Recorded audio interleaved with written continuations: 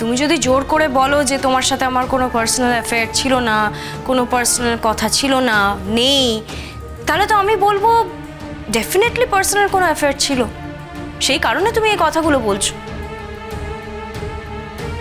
Anyway sir, আপনার কি আর কিছু বলার আছে আমাকে? তুমি যে কাজটা করছো অনন্যা, ভেবে দেখেছো তার পরিণতি? স্যার, আমার তো ভেবে দেখার কথা নয়, এখন তো আইন সব কিছু ভাববে। অনন্যা, তুমি আমার ইনস্টিটিউটের ক্ষতি করছো। স্যাক করে দিন, বার করে দিন আমাকে ইনস্টিটিউট থেকে। আমি বলতে পারছি না ভবিষ্যতে এরকম বোল্ড স্টেপ নিতে আমি বাধ্য হব কিনা। ভবিষ্যতের কথা থাক, এখন তো বর্তমানের কথা হচ্ছে।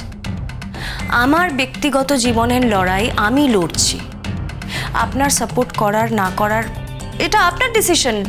আপনি যদি তার জন্য আমাকে এখান থেকে বার করে দেন, দিতেই পারেন, কিন্তু একবার ভেবে দেখুন তো স্যার, সেটা কি আপনার জন্য খুব একটা ভালো হবে? দেখুন স্যার, আমার জন্যও কিন্তু অনেক ফোরাম আছে যেখানে আমি এই কথাগুলো বলতে পারবো। তুমি সৌজন্যকে এভাবে হিউমিলেট করছো, তুমি কি এবার আমার দিকে হিউমিলেশনের তীর ছুটছো? স্যার, আমরা ওকে অনেকবার বুঝিয়েছি, কিন্তু ও তো ওর সিদ্ধান্তে একেবারে অনড়। স্যার, আমি ওকে এটাও বলেছি যে এটাতে অনেকগুলো লোক ক্ষতিগ্রস্ত হবে, এটা করে তুই কি পাবি বলতো? আর তাছাড়া স্যার, আমরা ওকে এটাও বলেছি যে তুই যদি কোর্টে প্রমাণ করে দিস যে সৌজন্যতা তোকে ঠকিয়েছে, তাতে কি হবে? কিছু যায় আসবে না। না, তুই কি সেই ছেলেটাকে বিয়ে করতে পারবি যে ছেলেটা তোকে ঠকিয়েছে? সেটা তো কোনোদিনই সম্ভব নয় স্যার। তাছাড়া এর মধ্যে অন্য আরেকটা মেয়ের জীবন জড়িয়ে আছে, সেই মেয়েটা তো ওকে ঠকায়নি স্যার। যদিও আমরা কিন্তু বিশ্বাস করি না যে সৌজন্যদা অনন্যাকে ঠকিয়েছে। স্যার, আমাদের এই টিমটা, আমরা তো একসঙ্গে কাজ করতাম, সেই সুবাদে ওদেরকে আমরা কাছ থেকে দেখার সুযোগ পেয়েছি। আমাদের কিন্তু কখনো মনে হয়নি যে সৌজন্যদা ওকে ঠকাচ্ছে। আমরা অনন্যাকে বারবার বলেছিলাম, অনন্যা তুই ভুল করছিস, কিন্তু ও তো সেই ভুলটা স্বীকারই করছে না। ওর মনে হচ্ছে সৌজন্যদা ওকে ঠকাচ্ছে। আচ্ছা ঠিক আছে, আমি যদি ওকে ঠকিয়ে থাকি স্যার, তাহলে আমার শাস্তি হবে, এটা কোর্টে প্রমাণ হয়ে যাবে, সিম্পল। অনন্যা, আমরা তোমার সঙ্গে আছি। আমি একটা জিনিস বুঝতে পারছি না, একটা ছেলে একটা মেয়ের অবস্থা সুযোগ নিয়ে তাকে ঠকিয়ে যাবে, এটা তো সম্ভব না। সৌজন্য, তোমার ওয়াইফ এই কলেজে এসে অনেক ভুলভাল কাজ করে গেছে, সেটা আমরা সবাই জানি। আর তোমার বইয়ের তো বনিবানাই হয় না, এটা আমাদের কারুর অজানা নয়। হঠাৎ করে তোমাদের প্যাচ আপ হয়ে গেল, এটা যে তোমার ওয়াইফের বাবার সম্পত্তি দেখে নয়। স্যার, এবার মনে হচ্ছে আপনি নিজের লিমিট ক্রস করছেন।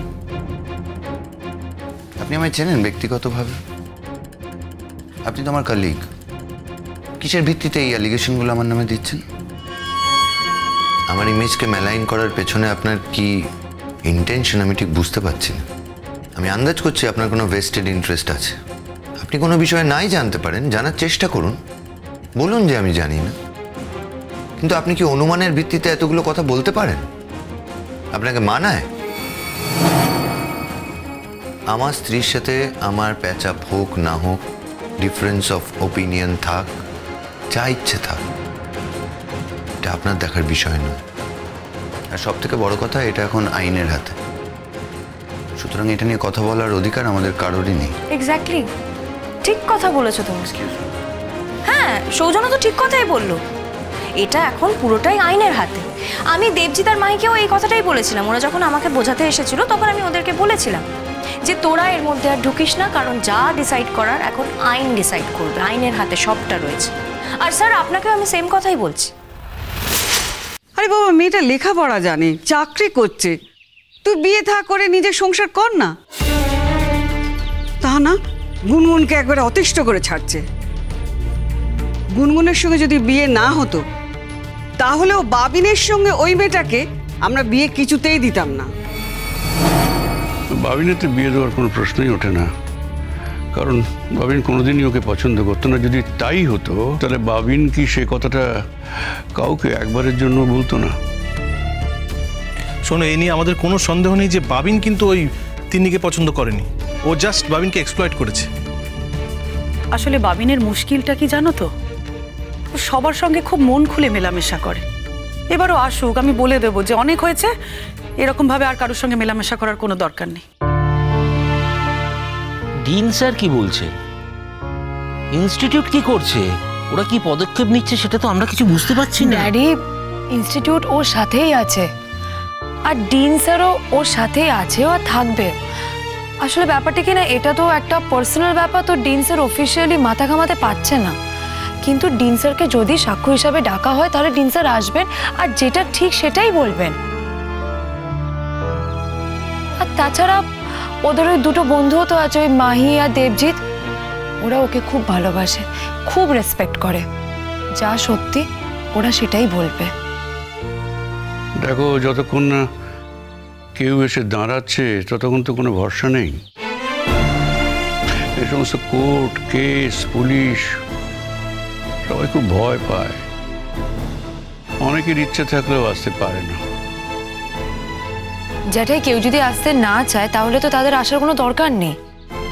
কেউ আসুক না আসুক, আমরা তো আছি ওর সাথে, আমরা তো সবাই ওর পাশে আছি, ওর বাড়ির লোকের ওর পাশে আছে। আর আমিও আছি জ্যাঠাই, ওর বউ। আমি ওকে যেভাবে চিনি, আমি ওকে যতটা চিনি, সেটার কি কোনো দাম দেবে না কোর্ট? আমি যদি কোর্টে গিয়ে বলি যে ও অ্যাকচুয়ালি কি, সেটা কি কোনো মূল্য নেই? আর জ্যাঠাই, আমি যত তাড়াতাড়ি পারবো এই ব্যাপারটাকে শেষ করতে চাই। আমি আর ওকে অশান্তিতে দেখতে পাচ্ছি না। জ্যাঠাই, ও এত অশান্তিতে থাকলে কাজ করবে কি করে? ওর অনেকগুলো প্রজেক্ট বাকি আছে, অনেক কাজ আছে ওর। আমি ওকে কিছুতেই অশান্তিতে দেখতে পাচ্ছি না। ড্যাডি, ও যদি এখন এইসব কেসে মাথা ঘামে তাহলে ওর কোনো কাজটাই ঠিক করে করতে পারবে না। স্যার, এখন সব কিছু আইনের হাতে চলে গেছে। এর মধ্যে আপনার বা অন্য কারুর মাথা ঘামানোর কোনো দরকার নেই। এখন যে লড়াইটা হচ্ছে আমার আর সৌজন্যর, সেটা আইনের লড়াই। আচ্ছা, আপনার কি মনে হয় স্যার, একটা মেয়ে দিনের পর দিন এরকমভাবে সিঁদুর পরে সবার সামনে চলে আসতে পারে? মানে নিশ্চয়ই তার পেছনে কোনো কারণ আছে। একটা মেয়েকে দিনের পর দিন প্রত্যাশা দেওয়া হয়, তারপরে তাকে সেই মর্যাদাতে দেওয়া হয় না, তাকে বঞ্চিত করা হয় সব কিছু থেকে। সেটা সে কেন সহ্য করবে? আমি কেন সহ্য করব স্যার? আমি যেখানে জানতাম যে সৌজন্য আর গুনগুনের ডিভোর্স হয়ে যাচ্ছে, হঠাৎ করে ওদের প্যাচাপ হয়ে গেল, তারপর ঘুরতে চলে গেল। এই সব কিছু আমি মেনে নেব কিসের জন্য? আমি তো মানব না। আর তাই এখন এর দাম কিন্তু সৌজন্য মুখার্জিকে দিতেই হবে। সৌজন্য মুখার্জি নামকরা সায়েন্টিস্ট হতে পারেন, কিন্তু তা বলে অমানবিক কাজ করবে আর সেগুলো আমি সহ্য করব, সেটা তো হতে পারে না। কারণ দেখুন স্যার, আজকে যেটা আমার সাথে হয়েছে সেটা এরপরে অন্য কোনো মেয়ের ক্ষেত্রেও হতে পারে। তা আমি চুপ করে সহ্য করব, বসে থাকবো? আমাকে তো প্রোটেস্ট করতেই হবে। আরেকটা কথা বলছি স্যার, যদি আমি আমার যথাপ্রাপ্য মর্যাদা না পাই তাহলে সব কিছু আমি জোর করেই আদায় করব। আর আপনি আমাকে একটা কথা জিজ্ঞেস করেছিলেন না, যে এই রকম একটা ছেলেকে আমি বিয়ে করতে পারবো কিনা? অফকোর্স পারবো, কেন পারবো না?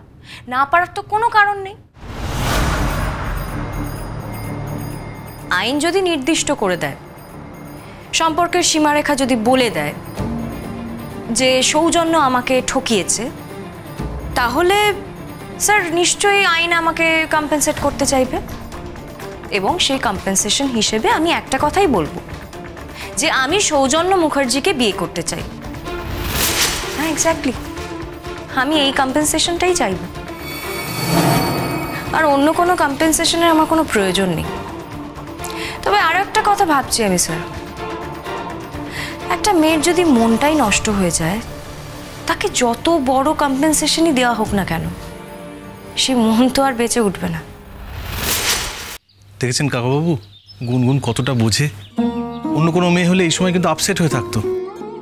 গুনগুন যে বাবিনের পাশে দাঁড়িয়েছে, এর থেকে ভালো আর কিছু হতেই পারে না।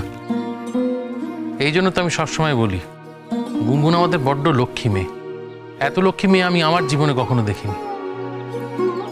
এই জন্যই তো আমি ওকে মা লক্ষ্মী বলে ডাকি। সবই তোমাদের আশীর্বাদ বৌদি। তবে একটা কথা আমি তোমাকে বলছি কৌশিক, সেটা আমার দৃঢ় বিশ্বাস বলতে পারো। যতক্ষণ গুনগুন বাবিনের পাশে আছে ততক্ষণ বাবিনের কেউ কোনো ক্ষতি করতে পারবে না, এটুকু ভরসা আমার গুনগুনের প্রতি আছে। না, আর কিছু হবে না, দুজনের কাজকর্মের অনেক ক্ষতি হয়ে যাবে। তার কারণ গুনগুনের লেখাপড়া আছে, ইউনিভার্সিটি আছে, সৌজন্যের প্রজেক্ট আছে, ইনস্টিটিউট আছে। এই সব কাজকর্ম ছেড়ে দিয়ে কোর্টে গিয়ে বসে থাকা ভীষণ ভীষণ খারাপ, ভীষণ খারাপ। যাজ্ঞের কি করা যাবে? পটকা তোমরা থাকবে তো? হ্যাঁ, অবশ্যই থাকবো। তবে কৌশিকদা জানেন, আমার কাছে যতদূর খবর আছে এই কেসের ব্যাপারটা কিন্তু বেশি দিন চলবে না। কি করে জানলে? আমার এক পরিচিত অ্যাডভোকেট ওই কোর্টে রয়েছেন, তো উনি বললেন যে এই কেসটা বেশি দিন চলবে না। আর এই এজলাসে যিনি জাজ আছেন তিনিও খুব ভালো, এফেক্টিভ জাজ। তাড়াতাড়ি শেষ হলে বাঁচা যায়। আচ্ছা, কেসটা শেষ হলে কেউ জিতবে কেউ হারবে, আমি ধরেই নিচ্ছি ওই 3 নেই, অনন্যা হেরে যাবে। আচ্ছা, তারপরেও কি ও ইনস্টিটিউট যাবে? মানে চাকরি থাকবে? আমার তো মনে হয় না, চাকরি গেলে বাঁচা যায়।